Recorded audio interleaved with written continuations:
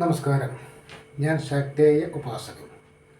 സജ്ജനങ്ങളുമായിട്ട് നമ്മളിന്ന് ചർച്ച ചെയ്യുന്ന വിഷയം വൃശ്ചികക്കൂറിൽപ്പെട്ട വിശാഖം 4-ാം പാദം, അനിഴം, തൃക്കേട്ട നക്ഷത്ര ജാതരുടെ 2026 ജനുവരി മാസത്തിലെയും ഫെബ്രുവരി മാസത്തിലെയും ജ്യോതിഷ ഫല സാധ്യതകളാണ്. ഇത്തരത്തിലുള്ള ജ്യോതിഷ ഫല സാധ്യതകൾ നമ്മൾ പറയുന്നത് ചരവശാലുള്ള ഗ്രഹസ്ഥിതി അനുസരിച്ചാണ്.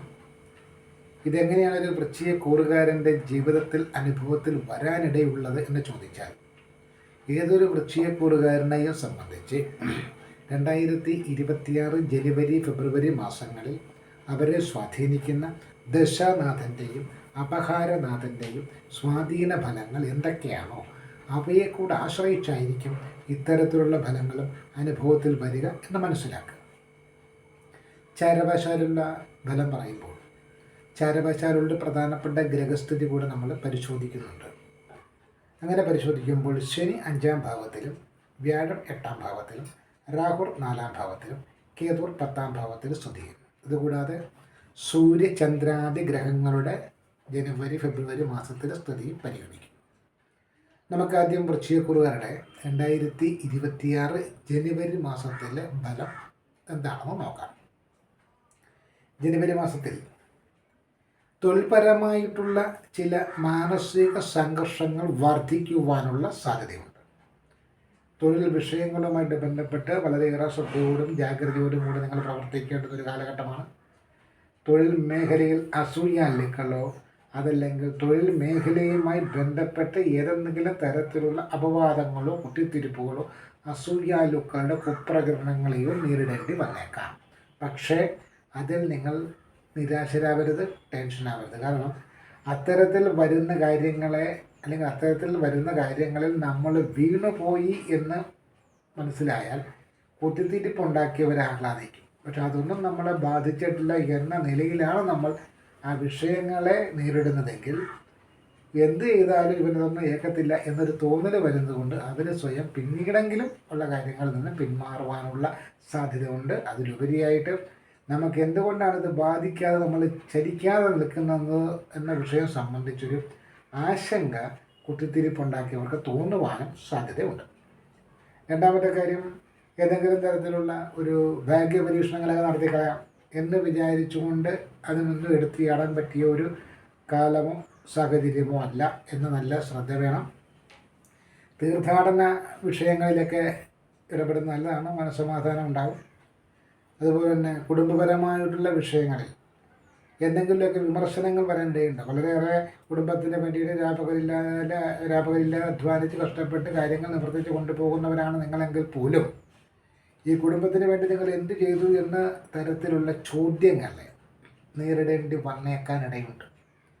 അത്തരം സന്ദർഭങ്ങളിലും വികാരാധീനനാവാതെ അല്ലെങ്കിൽ വൈകാരികമായിട്ട് കോപാധിക്യത്തിൽ പ്രതികരിക്കാതെ ആലോചിച്ച് മാത്രം പ്രതികരിക്കുക. കാരണം ചോദ്യം ചോദിക്കുന്നവർക്ക് ബുദ്ധിമുട്ട് അല്ലെങ്കിൽ നമ്മളിതുവരെ നേരിട്ട ബുദ്ധിമുട്ടിനെ കുറിച്ച് ബോധമില്ലായിരിക്കാം.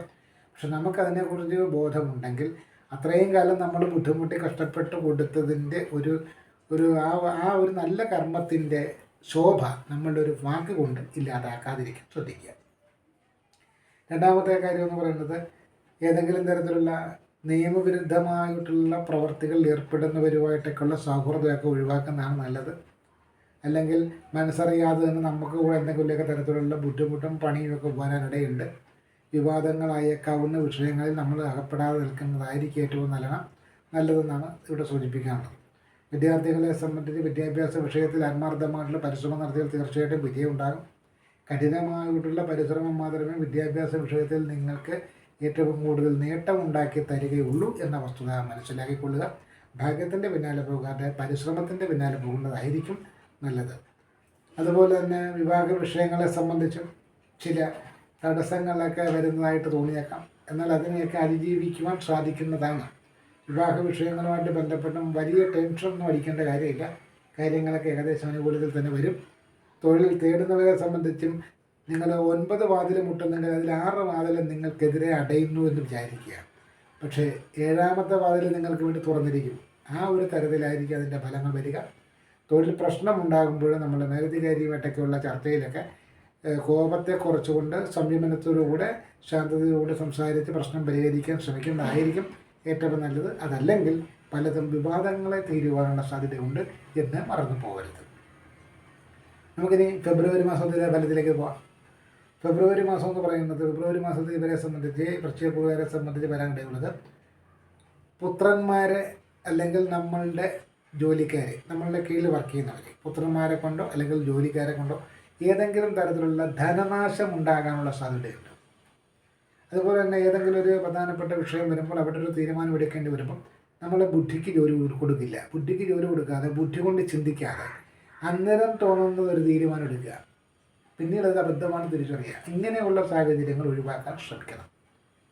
അതുപോലെ തന്നെ നമ്മൾ ദുഷ്കർമ്മങ്ങളിലേക്കൊന്നും പോകരുത് ഈ കാലഘട്ടത്തിൽ. ഏതെങ്കിലുമൊക്കെ സുഹൃത്തുക്കളുടെ ഇടപെടൽ കൊണ്ടോ അല്ലെങ്കിൽ മറ്റേതെങ്കിലും ഇടപെടൽ കൊണ്ടോ അതൊക്കെ ഈ ദുഷ്കർമ്മങ്ങളിലേക്ക് താല്പര്യം വർദ്ധിക്കുക. കോഴിയെ കൊല്ലാം, ഏതെങ്കിലും പക്ഷികളെ കൊല്ലാം, ഏതെങ്കിലും മൃഗങ്ങളെ കൊല്ലാം, അല്ലെങ്കിൽ ആരെങ്കിലും ദ്രോഹിക്കാം, അല്ലെങ്കിൽ അവർക്കെതിരെ അത് ചെയ്യാം, ഇവർക്കെതിരെ ഇത്, ഇങ്ങനെയൊക്കെ വരുന്ന കേസുകെട്ടുകൾ നമ്മൾ ഒഴിവാക്കി കളയണം. കാരണം നമ്മളുടെ പൂർവ്വ പുണ്യക്ഷയം വരുത്തുന്ന കർമ്മങ്ങളാണ്. പൂർവ്വ പുണ്യക്ഷയം നമുക്ക് വന്നു കഴിഞ്ഞാൽ ഇപ്പോൾ നമ്മൾ അനുഭവിച്ചു കൊണ്ടിരിക്കുന്ന ഭാഗ്യങ്ങൾക്ക് തടസ്സം ഉണ്ടാകും. ഇതാണ് ജ്യോതിഷപരമായിട്ട് പറയാൻ പറ്റുക. പൂർവ്വ പുണ്യക്ഷയം വരുത്തുന്ന കർമ്മങ്ങൾ ചെയ്യാതിരിക്കുക. അതൊരു ദൈവിക കാര്യമാണെങ്കിലും മറ്റേതെങ്കിലും ജീവനുകളെ ബാധിക്കുന്ന കാര്യമാണെങ്കിലും നമ്മൾ അതിനെക്കുറിച്ച് ദ്രോഹം ചെയ്യരുത്. ഈശ്വരനെ വന്നിട്ടില്ലെങ്കിലും വേണ്ട നിന്ദിക്കരുതെന്ന് പറയുന്നത് പോലെ ഏതൊരു സഹജീവിക്കും യാതൊരു വിധത്തിലുള്ള ദോഷങ്ങളും ചെയ്ത് പൂർവ്വപുണ്യം ക്ഷയിപ്പിക്കാതിരിക്കാൻ ശ്രദ്ധിക്കുക. അതുപോലെ തന്നെ നിയമപരമായിട്ടുള്ള പ്രതിസന്ധിയിലകപ്പെടാതിരിക്കാൻ വേണ്ടിയിട്ടുള്ള വലിയ മുൻകരുതൽ വേണം. അനാവശ്യമായിട്ടുള്ള കൂട്ടുകെട്ടുകളരുത്. ആരാണ് എന്താണെന്ന് അറിയാത്ത ഒരു വട്ടം നമ്മൾ തോളെ കയറ്റി നടന്നാൽ നാളെ അവൻ ഏതെങ്കിലും കേസിലകത്താകുമ്പോൾ നമ്മളെയും അത് ബാധിക്കും എന്ന് മറക്കരുത്. അതുകൊണ്ട് എന്നത് മുതൽ വാഹനങ്ങളുടെ വേണ്ടപ്പെട്ട ലൈസൻസ്, ഇൻഷുറൻസ്, പൊല്യൂഷൻ പോലുള്ള പേപ്പറുകൾ ശരിയാക്കി വെച്ചോണം. ഇല്ലെങ്കിൽ എവിടെയെങ്കിലും വെച്ച് എന്തെങ്കിലും ഒരു പെറ്റി കേസെങ്കിലും നമ്മുടെ പേരിൽ വരാനുള്ള സാധ്യത വളരെ കൂടുതലാണ്. വിദേശത്ത് നിന്നും ശുഭവാർത്തകൾ കേൾക്കാനിടയുണ്ട്. പ്രവാസ ജീവിതത്തിന് ആഗ്രഹിക്കുന്നവർക്ക് അത്തരം കാര്യങ്ങൾ മാറുന്നതാണ്. അതുപോലെ തന്നെ വിദ്യാഭ്യാസ വിഷയവുമായിട്ട് ബന്ധപ്പെട്ട്, ഉപരിപഠന വിഷയവുമായിട്ട് ബന്ധപ്പെട്ട് വിദേശത്ത് പോകാൻ ആഗ്രഹിക്കുന്നവർ, അവർക്കും ശ്രമിച്ചാൽ നടക്കും. പക്ഷേ അതിൻ്റെ അകത്തൊരു പ്രശ്നം എന്ന് പറയുന്നത് അത്തരം ശ്രമങ്ങളിലേക്ക് പോകുമ്പോൾ ഇതിന് വേണ്ടിയിട്ട് ലക്ഷക്കണക്കിന് രൂപയൊക്കെ ചിലവാക്കേണ്ടി വരും. അങ്ങനെ പൈസ ചിലവാക്കുന്നത് അംഗീകൃത ഏജൻറ്റന്മാരുമായിട്ടാണോ എന്നുള്ളത് നമ്മളത് വെരിഫൈ ചെയ്തിരുന്നത് നന്നായിരിക്കും. അതല്ലെങ്കിൽ ഏതെങ്കിലും സാമ്പത്തിക വഞ്ചനയിലേക്ക് നമ്മൾ അകപ്പെട്ടു പോയാൽ പെട്ടുപോകും. നമ്മുടെ ജീവിതം തന്നെ കോഞ്ഞാട്ടായി പോകുന്ന അവസ്ഥയിലേക്ക് പോകും. അപ്പോൾ അതൊന്ന് ശ്രദ്ധിക്കുക എന്നുള്ളതാണ് നമ്മൾ മെയിനായിട്ട് പറയുന്നത്. പിന്നെ പ്രത്യേകിച്ച് വേറെ ഭയക്കേണ്ടുന്ന കാര്യങ്ങളൊന്നും തന്നെ ഇല്ല. വാഹനം ഉപയോഗിക്കുന്ന സൂക്ഷിച്ച് വേണം. ലഹരി പദാർത്ഥങ്ങൾ ഉപയോഗിക്കുന്ന കഴിവതും വാഹനം ഉപയോഗിക്കാതിരിക്കുക. അതുപോലെ തന്നെ മറ്റുള്ളവരെ നിന്ദിക്കാനും അവരെ ആക്ഷേപിക്കാനും അവരെ പരിഹസിക്കാനും ഒന്നും നമ്മൾ നിൽക്കേണ്ട. കാരണം ഈ ഒരു ഗ്രഹസ്ഥിതിയിൽ മാത്രമല്ല നമ്മളങ്ങനെ ചെയ്യേണ്ടത്, ഒരിക്കലും നമ്മൾ ചെയ്യാൻ പാടില്ല. കാരണം മറ്റൊരാളെ നമ്മൾ ഏതെങ്കിലും കാര്യത്തിൽ പരിഹസിക്കുമ്പോൾ അതിനേക്കാൾ പരിഹാസത്തിന് യോഗ്യരാണ് നമ്മളെന്ന് നമുക്കും പല കഴിവുറവുകളുണ്ടെന്നുള്ളൊരു ബോധവും ചിന്തയും വെച്ചുകൊണ്ട് മനസ്സിൽ വെച്ചുകൊണ്ട് പോവുക. അതല്ലാതെ മറ്റുള്ളവരുടെ ശാപം വലിച്ചു കെട്ടുന്ന തരത്തിലേക്കൊന്നും കാര്യങ്ങൾ കൊണ്ടുപോകരുത്. കാർഷിക മേഖലയുമായിട്ട് ബന്ധപ്പെട്ടൊക്കെ പ്രവർത്തിക്കുന്നവർക്ക് പ്രതീക്ഷിക്കുന്ന രീതിയിലുള്ള വിളവെടുപ്പ് നടക്കണമെന്നില്ല. എന്നാലും ചെറിയ ചെറിയ രീതിയിൽ നഷ്ടങ്ങളില്ലാത്ത രീതിയിൽ കാര്യങ്ങൾ കൊണ്ടുപോകാൻ പറ്റും. അപ്പം അതിന് ഏത് കാര്യത്തിനും നേരത്തെ പറഞ്ഞ പോലെ പരിശ്രമം, ഇവിടെ ഭാഗ്യത്തിൻ്റെ കടാക്ഷം കൊണ്ട് കാര്യങ്ങളെല്ലാം നടക്കുമെന്ന് പറയാൻ പറ്റില്ല. പരിശ്രമം എത്രത്തോളം ഉയർന്നതാകുന്നുവോ അത്രത്തോളം റിസൾട്ട് കിട്ടും. കാരണം അധ്വാനിക്കാതെ നമ്മൾ ഈ ഒരു ഗ്രഹസ്ഥിതിയിൽ എന്തെങ്കിലും നേടാൻ പറ്റില്ല. ഭാഗ്യത്തിൻ്റെ കടാക്ഷം കൊണ്ട് നമുക്കെല്ലാം നടന്ന് മാറും എന്ന് പറയാൻ പറ്റിയൊരു ഗ്രഹസ്ഥിതിയല്ല. പരിശ്രമിക്കുക. പരിശ്രമിച്ചാൽ തുടക്കം തടസ്സമായിരിക്കും. ചിലപ്പോൾ 1-2 പ്രാവശ്യം നിങ്ങൾ പരാജയപ്പെട്ടേക്കാം. പക്ഷേ 3-ാമത്തെ പ്രാവശ്യം 4-ാമത്തെ പ്രാവശ്യം നിങ്ങൾക്ക് ആ കാര്യത്തിൽ വിജയമുണ്ടാകും എന്നത് ഉറപ്പാണ്. ആ ഒരു ആത്മവിശ്വാസം വർദ്ധിപ്പിച്ചുകൊണ്ട് പോവുകയാണെങ്കിൽ 2026 ജനുവരി ഫെബ്രുവരി മാസങ്ങളെ സംബന്ധിച്ച് വൃശ്ചികക്കൂറുകാർ വലിയ രീതിയിലൊന്നും ടെൻഷൻ അടിക്കേണ്ട കാര്യമില്ല. ദോഷപരിഹാരം: വ്യാഴാഴ്ച ദിവസം മഞ്ഞ നിറത്തിലുള്ള വസ്ത്രം ധരിക്കുക, മഹാവിഷ്ണു ക്ഷേത്രത്തിൽ ദർശനം നടത്തുക, കഴിയുന്നത്ര വഴിപാടുകൾ നടത്തുക. ശനിയാഴ്ച ദിവസം രാഹുൽകാല സമയത്തിന് പ്രാധാന്യം കൊടുക്കുക. രാഹുൽകാല സമയത്ത് സർപ്പക്ഷേത്രത്തിലോ രാഹുക്ഷേത്രത്തിലോ ദർശനം നടത്തുക, കഴിയുന്നത്ര വഴിപാടുകൾ നടത്തുക, പ്രാർത്ഥിക്കുക. ശനിയാഴ്ച ദിവസം നീല നിറത്തിലുള്ള വസ്ത്രത്തിന് പ്രാധാന്യം കൊടുക്കുക. കാക്കയ്ക്ക് എള്ളും തൈരും കലർത്തി ചോറ് കൊടുക്കുക. അസ്തമയ ശേഷം ശാസ്താവിൻ ക്ഷേത്രത്തിലോ മഹാദേവനെങ്കിലോ നീരാജന സമർപ്പിക്കുക, പിൻവിളക്ക് തെളിയിക്കുക തുടങ്ങിയിട്ടുള്ള വഴിപാടുകൾ നടത്തുക. അതുപോലെ തന്നെ ചൊവ്വാഴ്ച ദിവസം ചുവപ്പ്, കറുപ്പ്, ഇടകലർന്ന നിറത്തിലുള്ള വസ്ത്രം ധരിക്കുക. ദുർഗാദേവി ക്ഷേത്രത്തിൽ ദർശനം നടത്തുക. കുങ്കുമാർച്ചന, രക്തപുഷ്പാഞ്ജലി, കടുംപായസം തുടങ്ങിയ വഴിപാടുകൾ സമർപ്പിക്കുക. ഇത്രയും ഓരോന്നോരോന്ന് ചെയ്യാൻ ബുദ്ധിമുട്ടുള്ളവർ കുടുംബ ഭരദേവത പ്രീതി വരുത്തുക, അങ്ങനെ ചെയ്താലും മതി. പിന്നെ മറ്റ് മതവിഭാഗത്തിലെ വിശ്വാസികളായിട്ടുള്ളവരെ സംബന്ധിച്ച് അവരവരുടെ വിശ്വാസം അവർക്ക് വിധിക്കുന്ന തരത്തിലുള്ള പ്രാർത്ഥനകൾ, വഴിപാടുകളൊക്കെ ചെയ്യാം. അത് പറഞ്ഞ ദിവസങ്ങൾക്കും നിറത്തിനും പ്രാധാന്യം കൊടുത്തുകൊണ്ട് ചെയ്യാൻ താല്പര്യമുണ്ടെങ്കിൽ അങ്ങനെ ചെയ്യാം.